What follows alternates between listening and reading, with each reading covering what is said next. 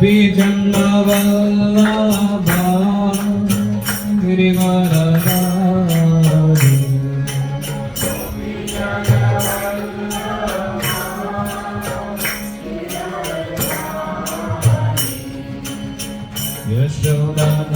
Yashodanandana Jaya Brajanaranjana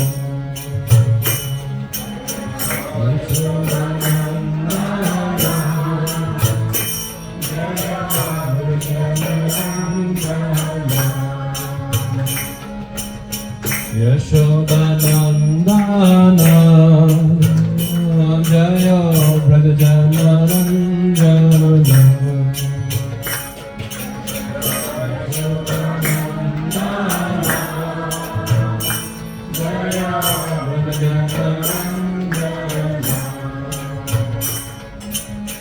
Yamuna Dhiravanachari Jaya Kunda Vihari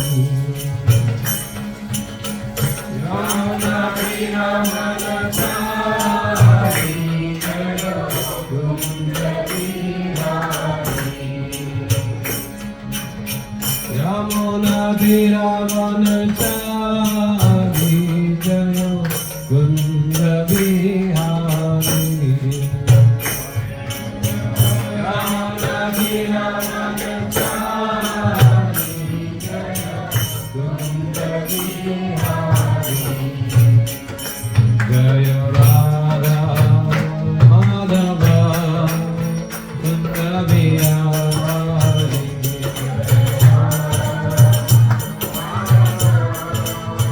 Kunda Vihari Jaya Radha Madhava Kunda Vihari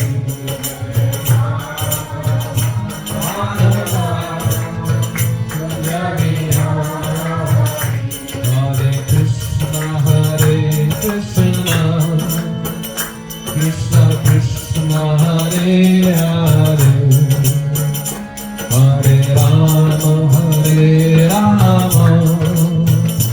Rama Rama Hare Hare Hare Krishna Hare Krishna Krishna Krishna Hare Hare Hare Rama Hare Rama Rama Rama Hare Hare Hare Krishna Hare Krishna Krishna Krishna Hare Hare Hare Rama Hare Rama Rama Rama Hare Hare Hare Krishna Hare Krishna Krishna Krishna Hare Hare Hare Rama Hare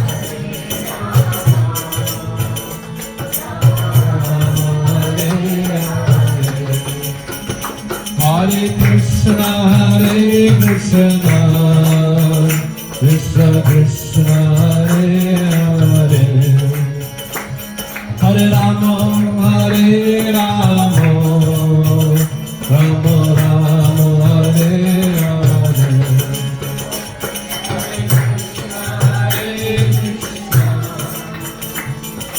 Krishna Hare Hare Louder, louder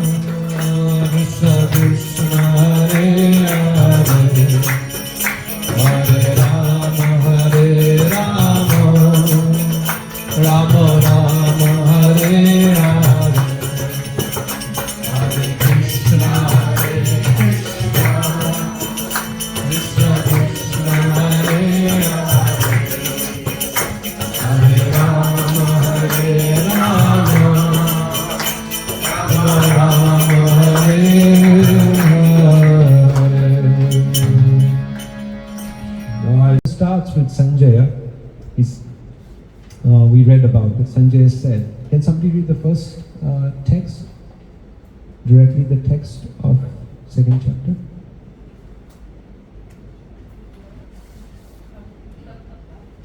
You can, whatever. Otherwise, comfort.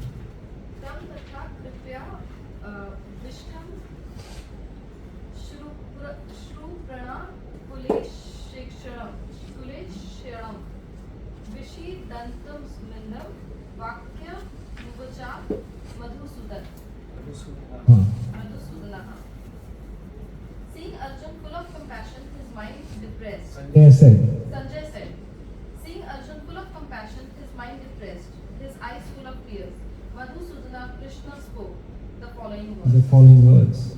Now actually they said, one of our acharyas on this particular chapter, Baladev Vibhushan, he describes that actually when this happened, when Arjuna is in this condition, he said that he speaks about the internal,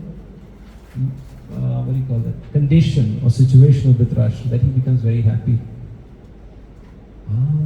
This is nice. So, because Arjuna was the most powerful warrior. If Arjuna is gone, then Yudhishthira cannot win the war. So Dhritarashtra actually became very, very happy by seeing this condition of Arjuna. Now, Arjuna didn't come, he was not scared or something like that. Somebody who could fight with Lord Shiva is not ordinary soul. But Prabhupada explains, is because of his being a devotee, because of being a soft-hearted personality, he underwent this trial or tribulation.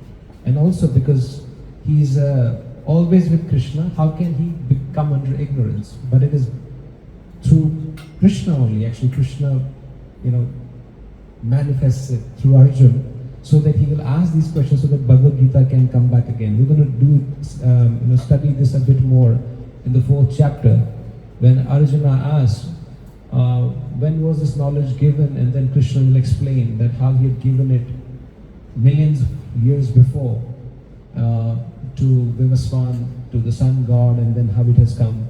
Now it has broken, now I want to re-establish it. And that's why Krishna comes,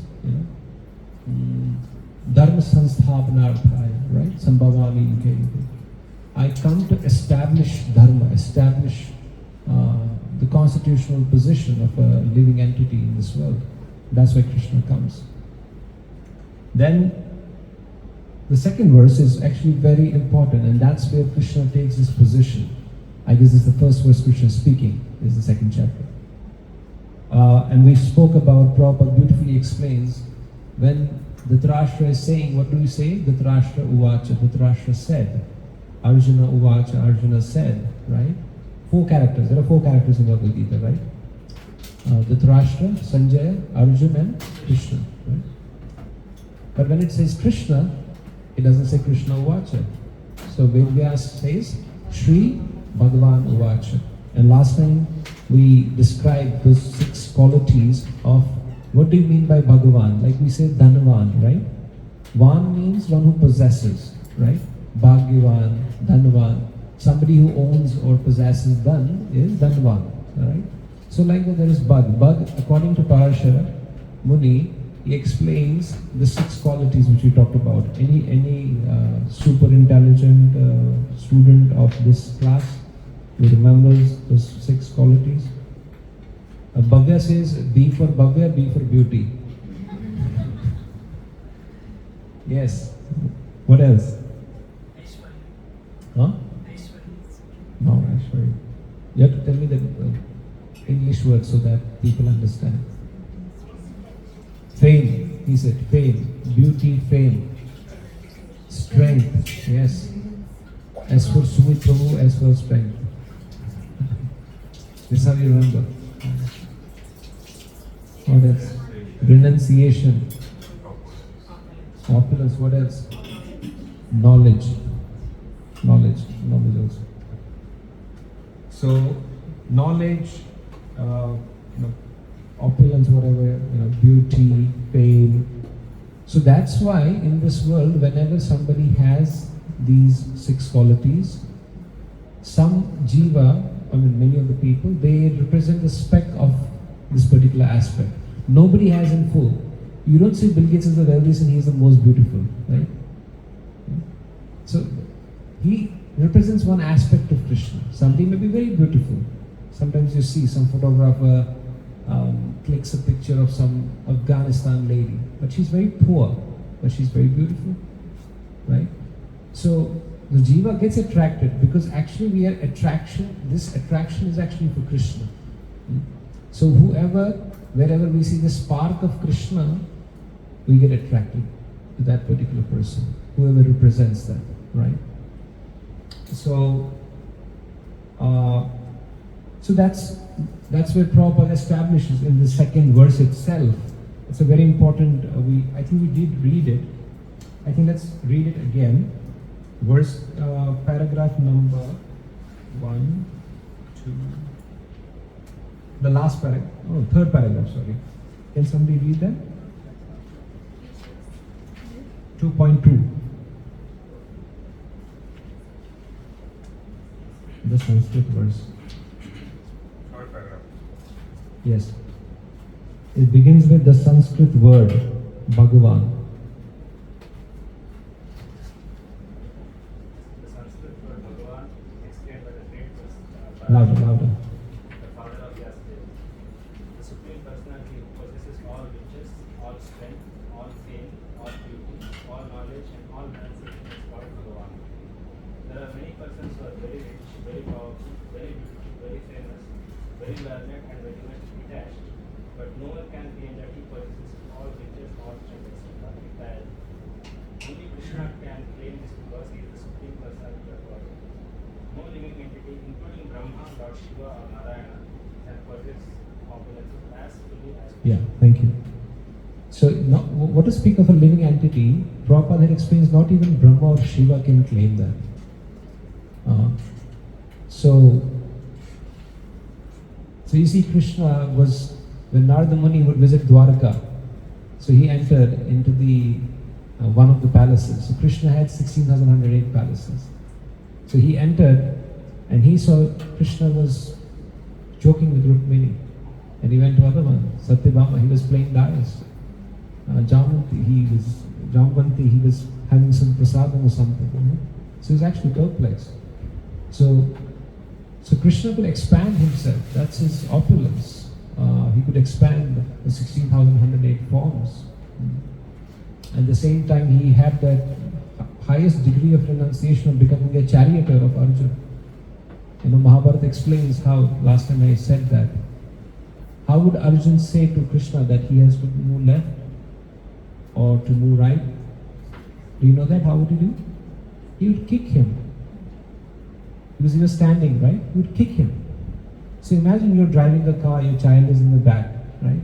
And she slaps you from the right. So then you take a right turn, then left, right? We don't have that renunciation. We can't claim we have such renunciation, right? Though Krishna was the one who was actually practically, driving the whole show. It is said at the end of Mahabharata when Arjuna and Krishna were there and they wanted to get down. It's a folk story, but it's a big lesson to learn. So Krishna said, please get down. Arjuna said, no. Krishna, you get down first. Krishna said, no, you. And it kept going on. And then finally Arjuna relented. Arjuna said, okay. So he came down. So after that, Krishna came down. What happened? We looked behind. There was no car, Rath, chariot. There were ashes. It would burn to ashes. Arjuna was shocked. Krishna said, oh, this has happened way before. It was me who was holding this. By the arrows of Karna, Drona, Bhishma, this is all gone. But because I was here, I was protecting you. Right? So it's a beautiful lesson for a devotee. That's why a devotee always takes shelter of Krishna whenever there's a troubled time. That's the difference between a non-devotee and a devotee. When you have tough time, whose shelter will you take? That's who we are. If you want to know an identity of a person, is at the troubled times, whose shelter he's going to take. Your own money, your own skill set, Of course, Krishna allows us to do that, but at the same time, one has to ensure that we take shelter of Krishna. So Prabhupada, in this particular verse, establishes how Krishna, of course, giving various references, because many people always have this question: there are so many gods, why Krishna is the supreme, right? Why not Shiva? Why Brahma? So Shiva also, why we love Lord Shiva? One of the beautiful qualities of Lord Shiva, doesn't have a home, right? Imagine he has a wife, he has 2 kids, but he stays. So why we get attracted to Lord Shiva is because he represents this renunciation aspect of Krishna is reflected through Lord Shiva in a very beautiful way. He gave Lanka to Kuber, and Kuber, of course, then Ravana ultimately took it. Actually, it was made for many scripts. Some of the scriptures say that it's actually made for Lord Shiva, but he never went in. He gave it to Kuber, and then from Kuber, Ravana took it. Right? He was enjoying Lanka. So Lord Shiva is like that. So he's giving benedictions to each and everybody, right? And he's also Ashutosh. He's very easily pleased. Krishna is also very easily pleased, but Krishna doesn't give you what you ask for. He gives you what is good for your benefit. And that's the difference between Krishna's giving and the Devata giving. Devata means if you fulfill certain vows, he has to give. Devata matlab dena. He's there to give. Like, this is a beautiful pastime of Krishna when he sees his father doing all these preparations for a big yajna. So he asked, my dear father, what is this going on in whole Vrindavan? And he said, oh, Krishna, come. He was 7 years old. He said, we are preparing a big fire sacrifice for Indra, because he's giving us rains. By rains, we get grass. Cows eat that grass. We get vegetables, of course, but cows eat that grass, then we get milk, then we get all the dairy products. We flourish. And so to please him, we are doing this. Right? And actually Krishna starts to debate with his father, and he convinces him that it's because of Govardhan, not because of Indra. He says, because we are doing certain acts, he is bound to give. Krishna explains to his father, Nanda Maharaj. Right? And then he actually convinces them that one should glorify and please Govardhan. And then the famous Govardhan Leela happened. So now we are moving to verse number 7. This is one of the most important verses in the whole Bhagavad Gita. And we're going to read that together. Karpanya dosho pahata svabhavaha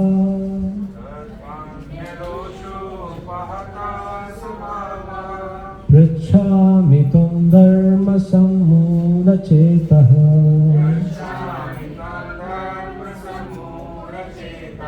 Yakshayashyam nishitam bruhitam me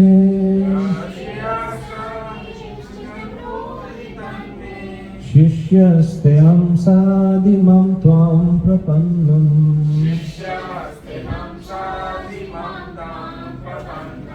Anybody would like to recite?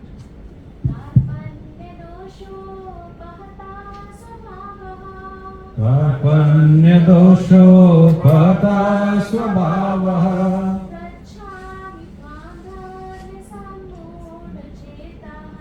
Prachami tam dharma sammura chetaha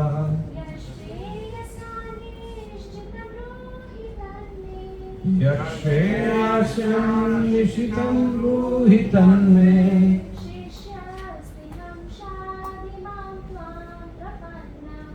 Shishyasteham shadimam tam prapannam. Anybody would like to translate? Word to word? Not word to word, you can read the translation. Now I am confused about my duty and have lost all composure because of miserly weakness. In this condition, I am asking you to tell me for certain what is best for me. Now disciple and soul surrendered unto you. Please instruct me. So this is where the, what do you call that? That moment has arrived, when Arjuna finally thinks, okay, I need to surrender. It's beyond me. Before that, we read in the first chapter what kind of, even in second chapter he continues. He tells him that, it's very interesting actually before this verse, a couple of verses before, he says, tells Krishna, you are telling me to kill Bhishma, Drona, these are my teachers, my uncles. But the name he chooses for Krishna is Madhusudana in that particular verse. It's in the 5th verse. So basically Acharya is telling him that he's actually telling Krishna that, Madhusudana means one who killed the demon Madhu is Madhusudana. So he tells him that, do you want me to become Bhishma Sudana, Drona Sudana, like that, because you're Madhusudana, you want me to become, kill my own relatives, etc. But immediately then he realizes that I think it's beyond me. And that's where this change in Arjuna comes. But he accepts Krishna as his guru, as his spiritual master. And this is the basic, of course we're going to talk about this in detail later, but today we thought of touching this particular verse and actually go a little deeper of why one should accept authority, why one should accept a guide. Because that's what's happening here, right? So Arjuna is now saying, okay, what I think, it doesn't matter. I need an authority now. And he chooses Krishna. So why? How do we identify that divine guide? And why we should have an authority in the first place itself? So can you give me mic? So I prepared some slides.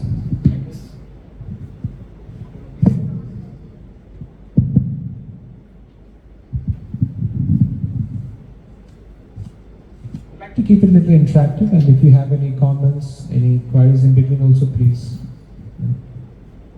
go to the next one.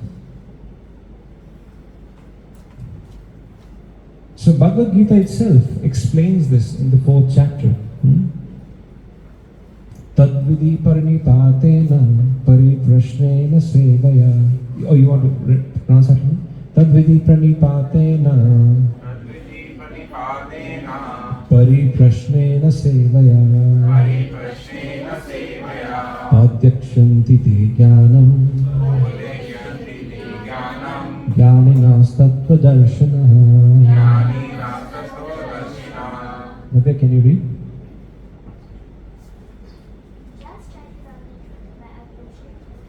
जोर से. Acquire from him submissively and render service unto him.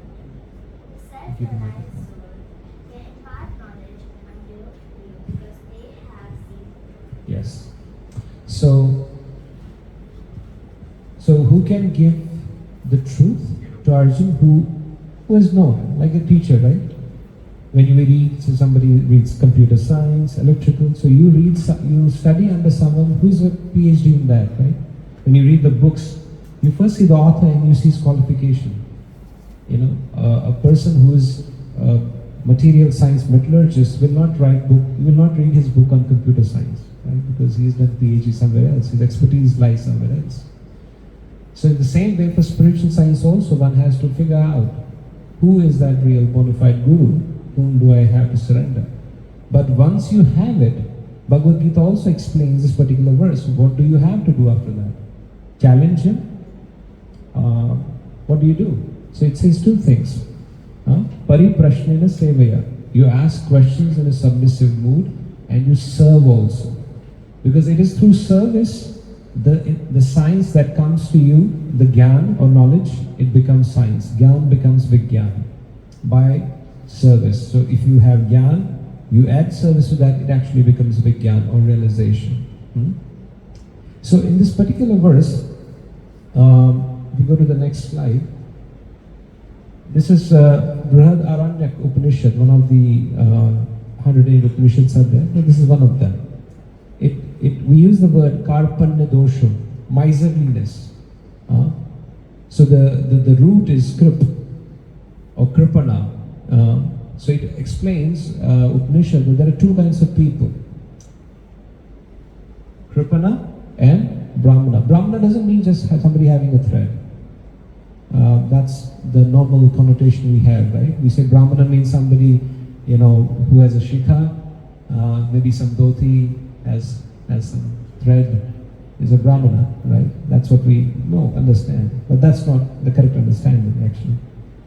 So here, and you can see here, according to Mahabharata, Kripana is defined as somebody who's doing 4 activities. We discussed that, right? What are those 4 activities which are common in animals and humans? Eating, sleeping, hating, defending.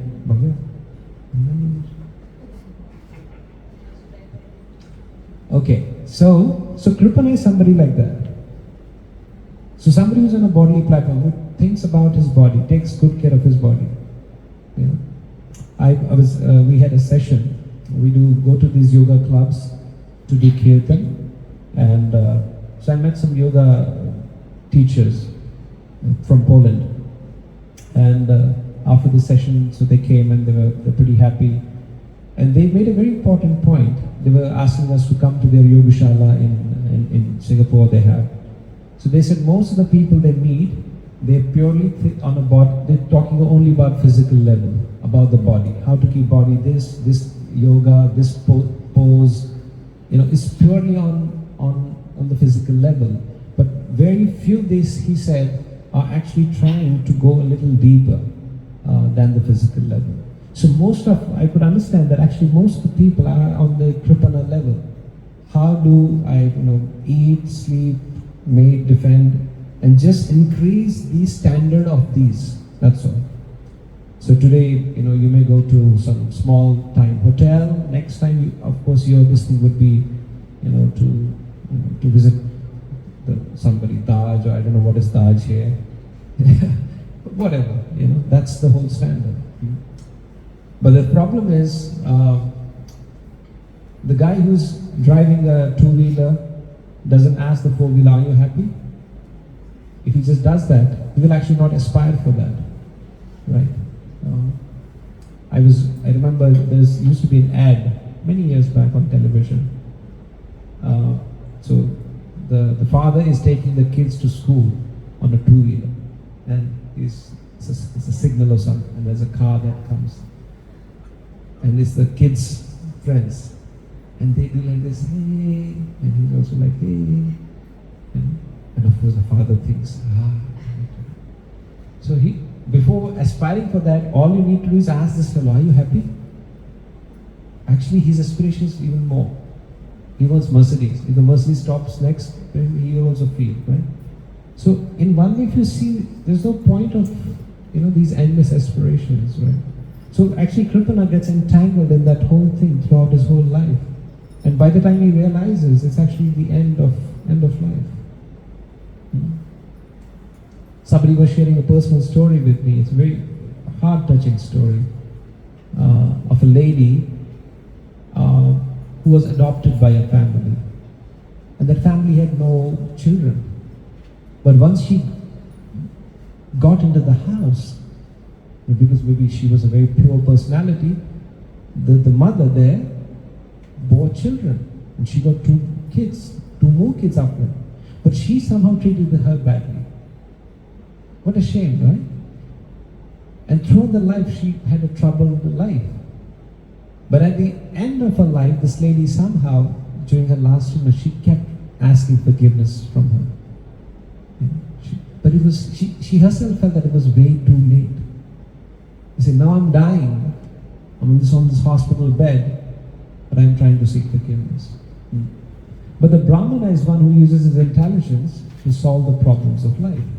And what are those problems of life? We also studied that. Anybody remembers? Roti Kabla Makan? Are the problems of life? No. Birth, old age, disease. From womb to tomb. That's how we call it. Huh? From womb to tomb. Different wombs. Sometimes different species. Sometimes when we are born, the earth shakes. Yeah. We don't even remember that. That when I was born, the earth shook. Because I was an elephant. When elephant's baby comes out, oh my God, you should see. The whole area, it shakes actually. So yeah, that nobody wants to get old. Am I right, sir? Although you look young, but nobody wants to grow old, right? Everybody wants to look young. Cosmetic industry is driven by what? By the fear of old age. That's what drives cosmetic industry. That's how people do marketing, right? So it's a fact. It happens every day around us, right? But we just have to be a little aware of it. That's what spiritual science is all about. It's a wake-up call. Bhagavad Gita tells you, yes, let's be pragmatic. And we always tell people, beta, practical रहना सीखो. बोलते हैं ना mummy? Practical रहना सीखो. Be realistic. What is this? So Bhagavad Gita also saying the same thing. Because Bhagavad Gita is like mother, right? Vedas are like mother. They say, be practical, Baba. What is this? I, me, mine. Think about your soul as well. So that is Brahman. And Arjuna had the same perplexed situation, right? We have a situation here. Okay, so Arjuna was under the same situation because he was thinking from a bodily platform. My grandfather, so it was my guru, my teacher, my cousin, my this thing. And that's what Krishna wanted to break. And that's where Krishna actually establishes his position as the guru. And Arjuna, in this particular verse, in 2nd chapter, 7th verse, accepts Krishna as someone whom he will accept as the guru. Okay. So is that clear? Are you with me? Does it disturb you? It should. If it's not, then I'm not saying in the right way, maybe. So, it was there, right? Yeah, on the top. Perfect. Yes. And next. Yeah, so Arjuna is having his perplexity. He's perplexed. What to do now? As he says, Krishna, I'm done. Yeah, next. So Srimad Bhagavatam actually explains.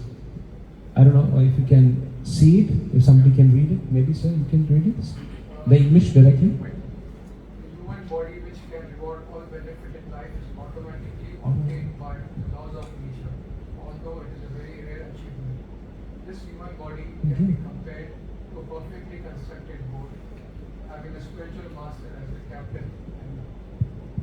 And the instructions of the personality of the Godhead as favorable winds impelling to on its course.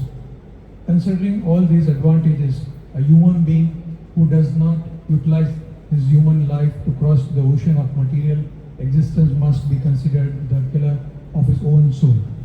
Very strong words.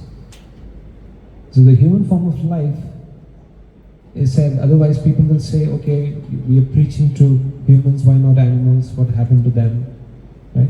But human form of life is that junction where you can go up or you can go down. You can break this cycle. That's why it's said many times, even the demigods, the denizens of Swarga, upper lokas, they actually come sometimes to planet Earth to take human form so that they want to, because there's so much of enjoyment in the upper planets, it's very difficult to remember God. India, it's very easy to remember God. You come on the road and the car zooms past by like this with millimeters between you and the car. We feel like, yes, God is there, Krishna protected me. Singapore is very difficult because everything is so systematic. Right? It looks almost like perfection. One IIT professor has come Singapore yesterday, so I took him to temple. So there was a signal, so I was waiting. He said, "Sir, it looks unlike India. There is nobody, no car. Why we are waiting?" I said, "Because this is Singapore. You wait." Right? So he was very surprised, because typically Indians are not meant for this. We don't know how to handle material stuff, because we're meant for something else. But anyway, this is very important that if one doesn't do that, so one is considered actually to be as a killer of his own soul. And in Bible also, in not just Sanatan Dharma, but in other religions also, like Christianity, for example, Jesus Christ in Bible, in Matthew version 16:16, is explained that what will a man gain by getting the whole world but killing his own soul, or not caring about his own soul? What profit the man, getting the whole world but losing his own self or own soul? It is said one person could be sacrificed. If we had to protect one family, you should actually sacrifice one person. It's okay. And if one family needs to be sacrificed for the sake of a society, you must do that. And society can be sacrificed for one state. A state can be sacrificed for one country. One country can be sacrificed. I hope somebody is not listening to me, politicians. Because some people have this idea, wipe out some countries. So one country actually can be sacrificed for the sake of the world, but they said even for one soul, the whole world can be given up just to save one soul. That's why is it important? Right? Yes. And why do we need to accept an authority? Right? Because our situation is more like our children. We have all these, troubles which are troubling us. We talked about birth, old age, disease, death. Something or the other is going on. And in scriptures, it is considered to be as a forest fire. Early in the morning, devotees, they sing the glories of the Guru. And it starts with Samsara Dava Nalanida Loka Chanaya Karunya Ganaganato. Says samsara is like a forest fire. I don't know if you must have heard recently in America, in Amazon basin, there were these massive forest fires, right?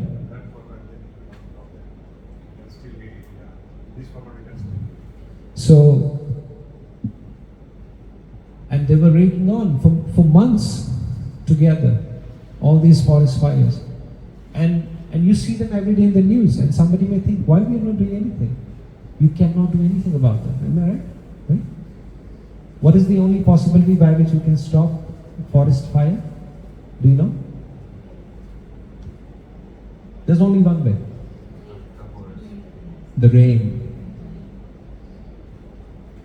So that's why it's called as Gana Ganatham. Unless and until the spiritual master's mercy will come, this burning in the material existence will continue.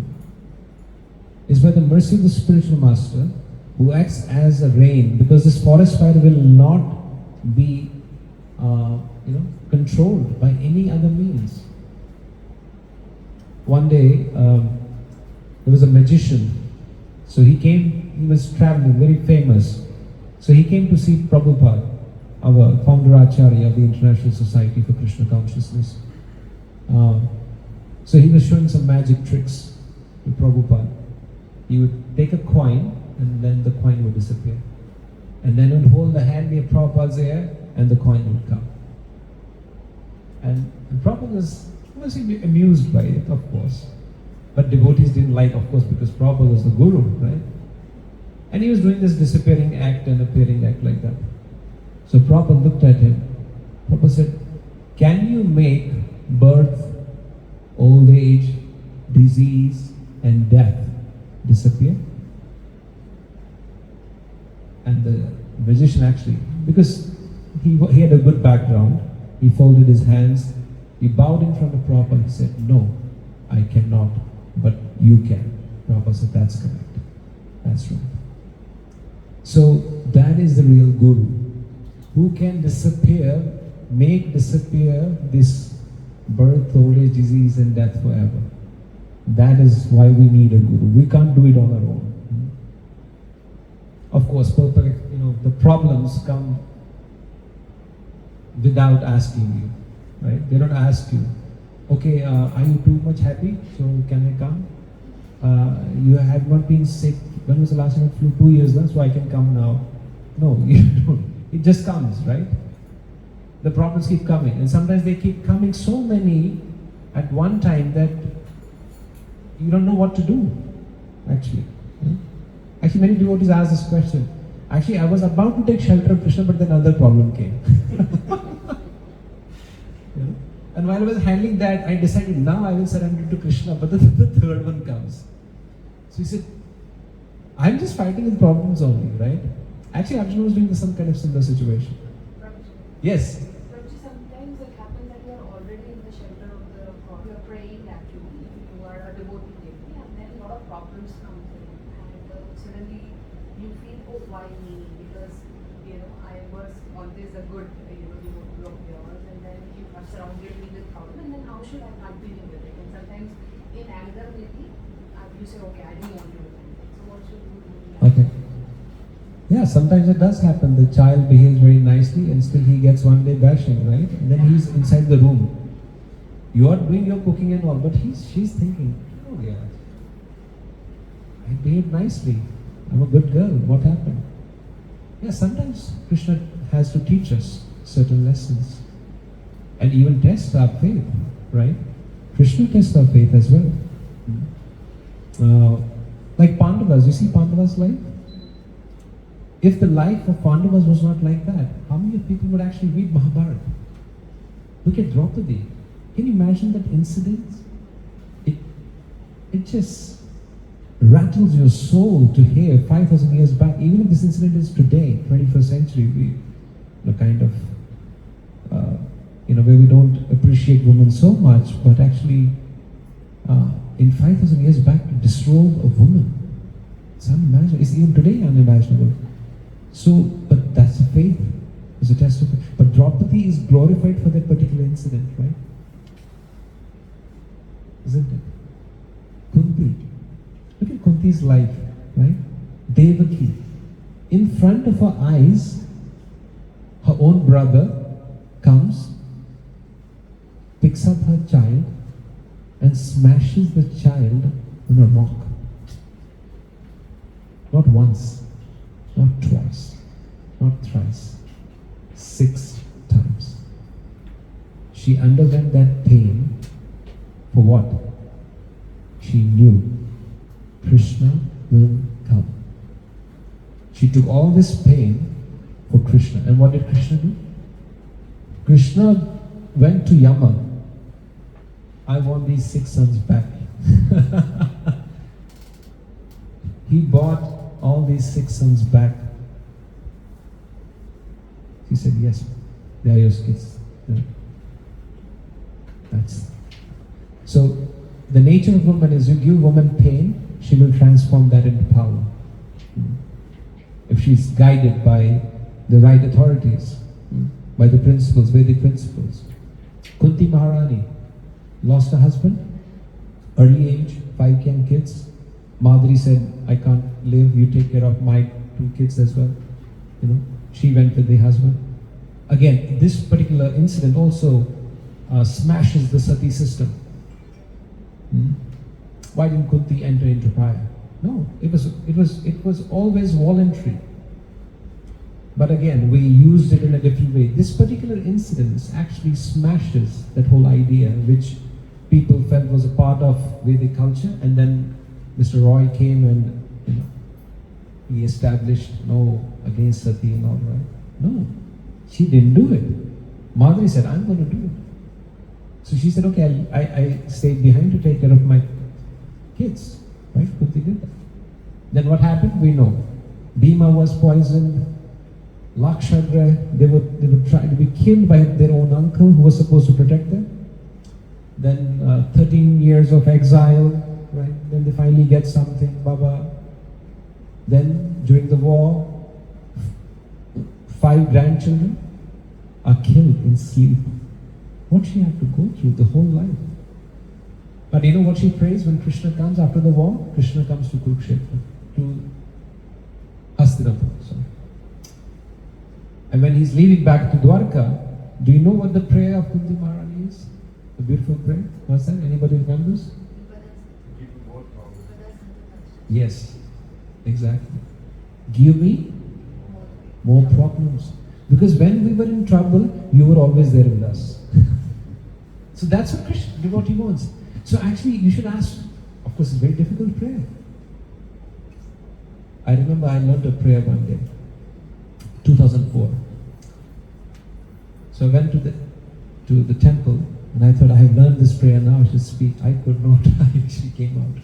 The prayer was, "Oh Krishna, if you know I have something which I'm very attached to, but it's not good for my bhakti, take it away. I don't want it. But if there's something which I lack and I don't deserve, but it's good for my bhakti, give it to me." It had both there's always a balance. But I faltered at the first point itself. I didn't have the courage to say that. I thought maybe there's something I like which Krishna will take away. Yeah? So it's not easy to pray like that. But Kunti Maharani prayed. Can you imagine that? To pray like that, having a life of so much of trials and tribulation.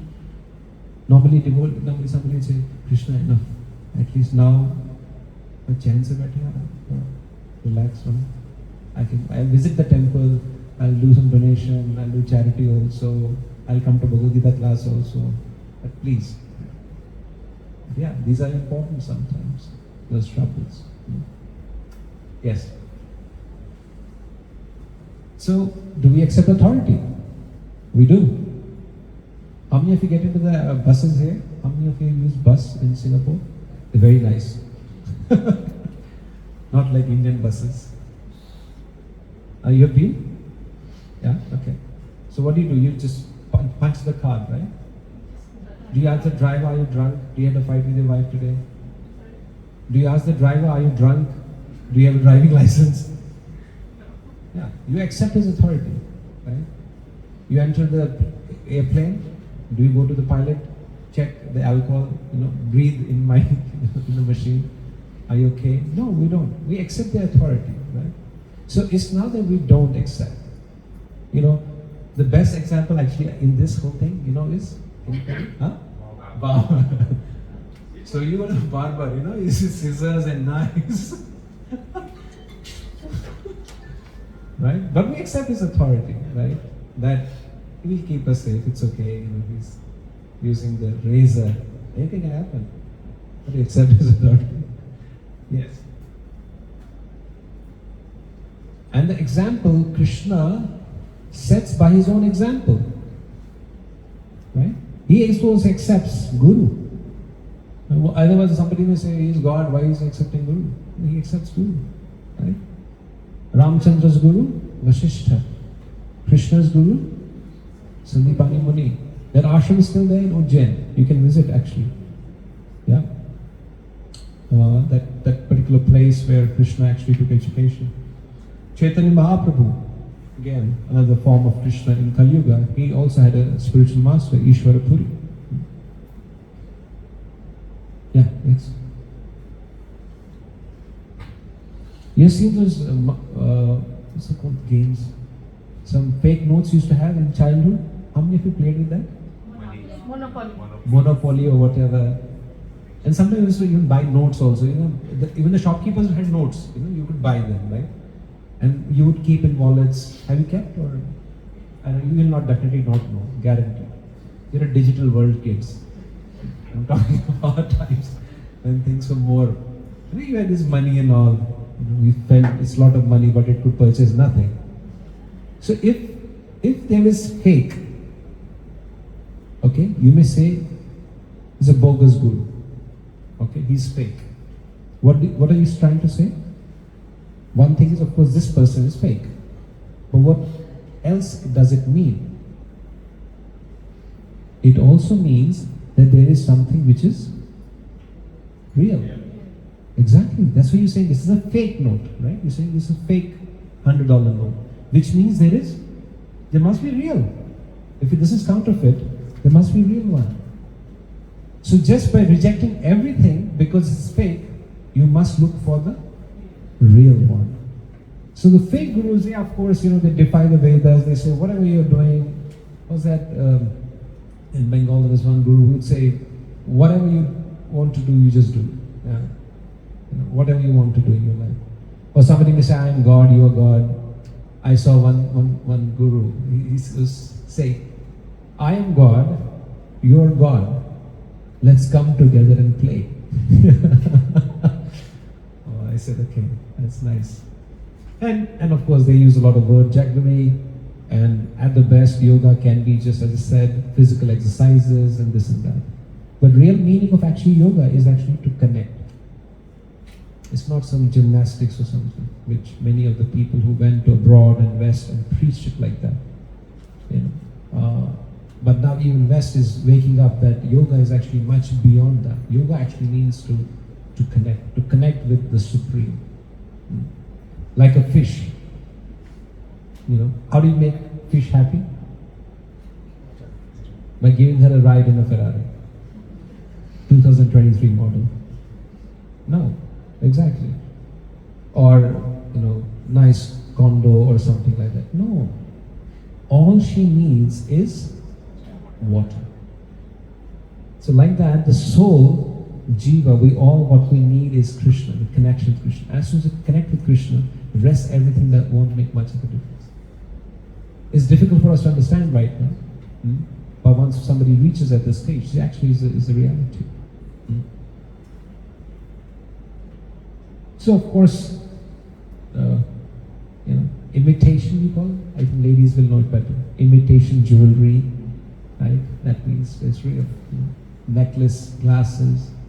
Of course, it reminds me of a beautiful prayer of Dhruva Maharaj. When he sees Vishnu for the first time, Dhruva's intention was, I want a kingdom which is greater than Brahma. Right? He wanted material things. He was not looking for God. He was not looking for Krishna, or solving the cycle of birth and death. No, he wanted money. He wanted kingdom, because he was, abused by his stepmother. So then he said, okay, you don't want me to, sit in the lap of my own father? I will get a kingdom which is, what to speak of my father? My great-grandfather, Brahma. I will go higher than him. Right? But when he sees Vishnu, he actually gives the same comparison. That he says, I was looking for pieces of glass, my dear Lord. But as soon as I have seen you, I have got the rarest form of diamond. So I don't want anything. That's why Dhruv is the Dhruva Loka. Whenever the whole material exists, when even Brahma dies, everything finishes off. It's still there. That's why it's always static. We call it pole star, right? But actually it's almost like a spiritual planet. It will never change. So that's where Dhruva Maharaj is, Dhruva Loka.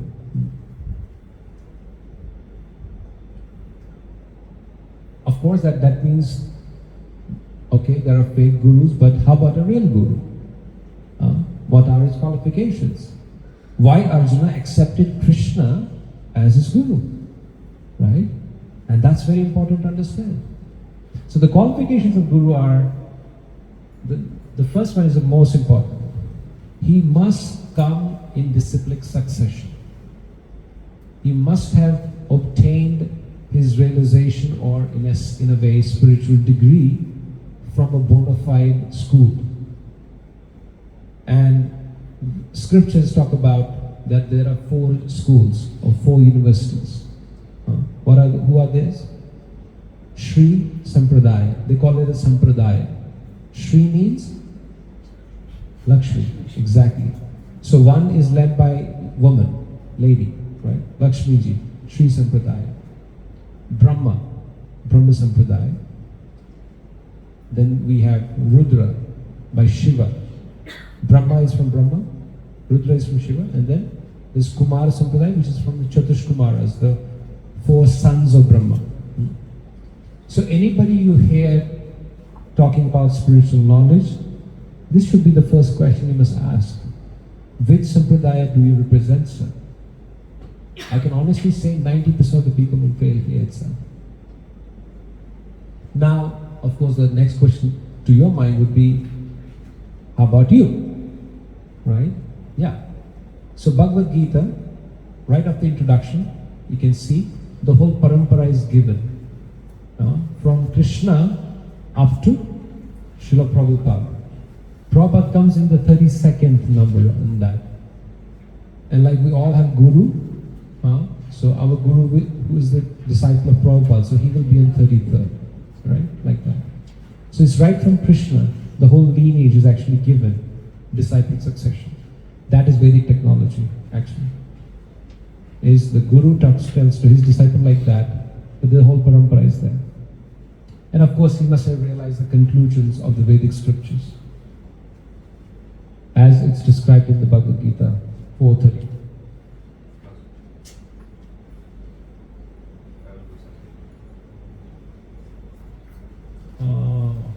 Okay. What happened? What is that? Okay.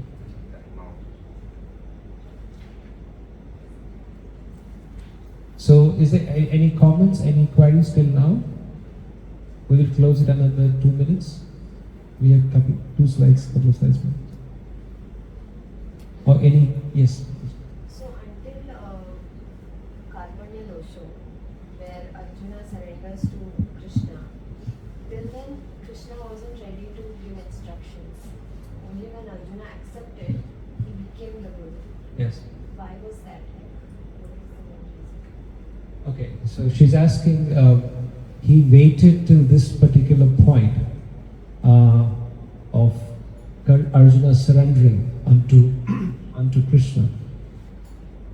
Some of the acharyas actually also talk about that Krishna actually, even in the first chapter, he allows Arjuna to give all his doubts, right? And then in the second chapter, it's not that, he just allows him speak certain questions and doubts, etc. No, Krishna then in the second chapter almost actually starts, and there are verse numbers, which we'll talk about next time, is in this verse, he's answering the question asked in the first chapter, 45th to 47. Like we talked about those 5 questions, right? Those conditions of Arjuna. So he actually then takes them one by one. But at the same time, the most important factor here is that the surrender to Krishna is voluntary. Krishna doesn't force the jiva to surrender unto him.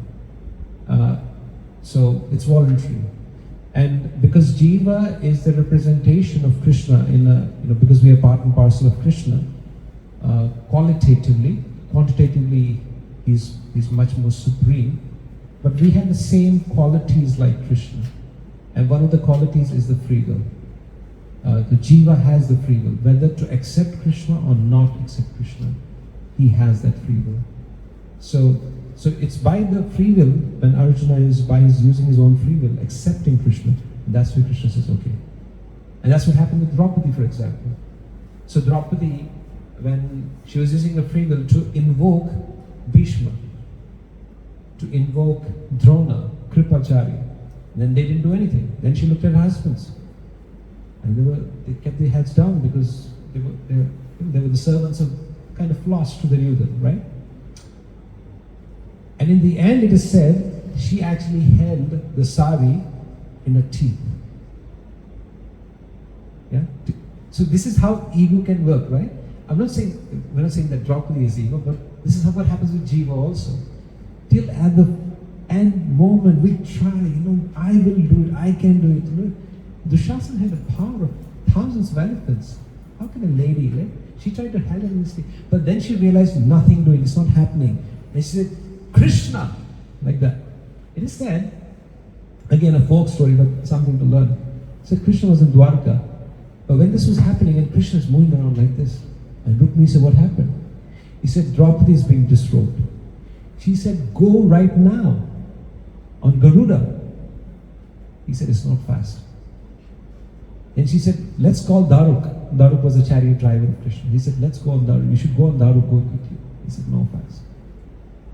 And then immediately Krishna came back. Rukmini said, how did it go? He said, I went through the tears of Draupadi. As soon as the tear came off, I was there. I became that, millions of meters of sari for Draupadi. Right? So it's the free will of Krishna's waiting for that. Krishna's actually waiting. When will this devotee of mine say, Krishna, I'm yours? And then Krishna actually, so the more we hold on to this I, me, mine, I read a poem written by a devotee, very beautiful. He said, the I in me is ready to be defeated and yet taste victory. I like that statement. The I in me is ready to be defeated and yet taste victory. That's what Krishna does. Does that? I'm not sorry.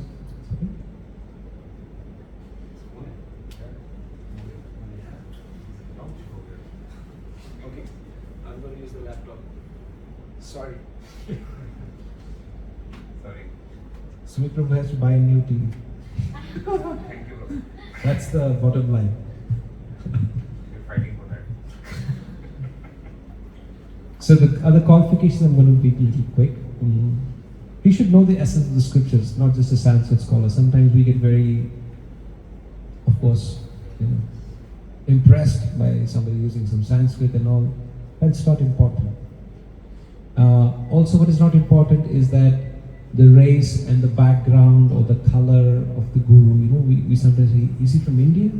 Or is he from West? And then we try to, our mind can manipulate. So gurus, this thing is not based on that. And guru, of course, always imparts spiritual knowledge, not something material, actually. Like Srila Prabhupada was once traveling in a train with his disciples, and of course India, 1970s, and of course still there. So they saw this, they definitely felt he must be some very special sadhu. So they got into the bogie, where Prabhupada was. And they started trying to touch Prabhupada's feet and seeking blessing. And somebody said, Maharaj, give me blessing. And then Prabhupada said, you want blessings? He said, yes, we want blessings, Swamiji. Prabhupada raised and said, I bless you that you become like them. He showed to his disciples, all shaven head tila, with saffron. They said, I think, because they felt, Swamiji, if he says yes, then it will happen. So they said, no, we are not, ready for that. And some people will just come, to Prabhupada sometimes that my knee is very paining. Knee pain, I got knee pain. Like that. So the Babas are not like Ashirvad Baba, Prabhupada would sometimes say. The Guru is not like that. Guru is not there to solve your material problems. Because that will come and go. That's the nature of material world. Happiness is not permanent here, neither. The sorrows are also not permanent. And of course, Guru cannot be purchased. That's another indication. Sometimes we feel, I'm a big donor. I give big donations. Prabhupada's Guru, Bhaktisiddhanta Saraswati Thakur, was once giving a class. And in that class, somebody was doing some chit-chat here and there. And he actually chastised him, admonished him. He said, just because you have given a lot of donation, you think you have purchased a Guru? Guru cannot be purchased by any amount of money. Guru will always speak the truth. He doesn't speak to please the audience. He's not there to do that. It's like being a doctor. Doctor will not say, oh, you got diabetes, but have gulab jamun, don't worry. It's okay, la. Have jalebi. No, he speaks the truth. Your diabetes level this, stop this, otherwise you'll die. That's real. Right? And of course, last but not the least is Guru leads by his own example. Guru doesn't just say, he follows that himself. And also Guru has sense control. A person who is the servant of his own senses is called as, senses are called as go in Sanskrit, go. So who's the servant of senses, go das, and one who is the owner of the senses or master becomes Goswami. Swami means master. So Guru actually has deep level of sense control also. And we have seen so many gurus, they get caught up in scandals, money making, this, that, because that's a problem, they're not bona fide basically. Okay. Okay, thank you very much. We are on time. And is there any question or comments? Yes. Regards the connection, right? You have to establish the connection with Krishna. Like laptop and TV? Yeah. Let's start. So what should be the degree of the what should be the degree of the connection? Because we cannot be in this life, right? It is Khalsa Jivan and everything. We look forward to earn our soul. We cannot go and, as you said, right? We cannot have prayers like Tuti Maharani. So what kind of connection, degree of connection we should try to establish, and secondly, how to then retain that connection? Oh, it's very simple. We actually don't know Krishna, isn't it? What we know Krishna is through Guru. So Krishna has developed this science in such a way that those who love him will reveal him. Right? So if you're following the devotee of Krishna, actually much more safe than you following Krishna. So in the 12th chapter, Krishna explains this, that one who is my devotee is actually not my devotee. But who is my devotee's devotee is actually my devotee. Right? So the best way is actually to follow the instructions of Guru. And you will already, as soon as that is established, that connection, which means actually you have connection with Krishna. Because your Guru is connected with Krishna. You don't jump over the Guru. That's called as Mayavad philosophy.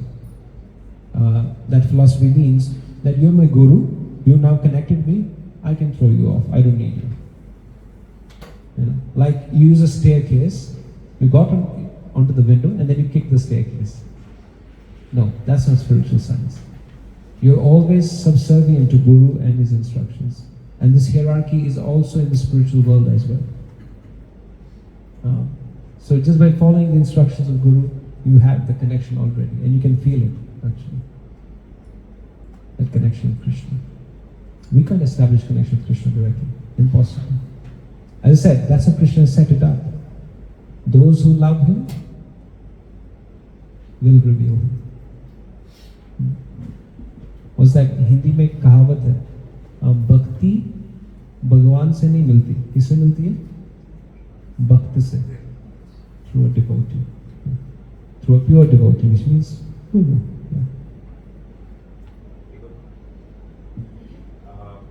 You're talking about the fake Guru. So we are talking about the fake Guru there, right? And we know fake Guru exists because there is a real Guru. So now if you look at this media and everything, right? Everywhere it is trending to intensify your senses, gratify your senses here, comfort. When you look the advertisement and everything, then there is a concept going on. You should not restrict yourself, right? It's not good, right? You just behave, and their time comes automatically. You will transform.